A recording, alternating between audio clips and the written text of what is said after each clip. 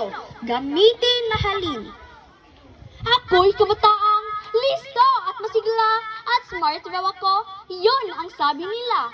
Sa wikang Ingles ay sadyang bahasa at laging panlaban sa Inglisan tuwina.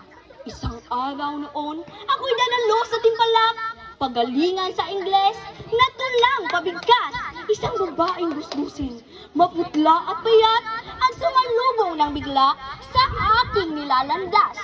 Oh my God! Nasabi ko sa laki ng paggugulat. May sinabi siya sa akin, di ko nga lang matalastas. I don't care. Anyway, she's just a trash. At magpapatuloy na sana ko sa aking paglakad. Ngunit ang matanyang malamlam at nakalahan na palad, ang malungkot yung mukha na wari humihingi ng habag. Ang sabi niya sa tinig na sumasamo at matapat, "Anak, aking anak, ang hiling ko ay paglingap." Tanong ko'y, sino pa ba kayo? At saan kayo buhat? Nasaan po ba iyong mga anak na sa iyo ay dapat nangiyak? Tugon niya, mga anak ko'y lumimot ng ganap. At sa buong pagmalaki, sa Ingles ay umikap.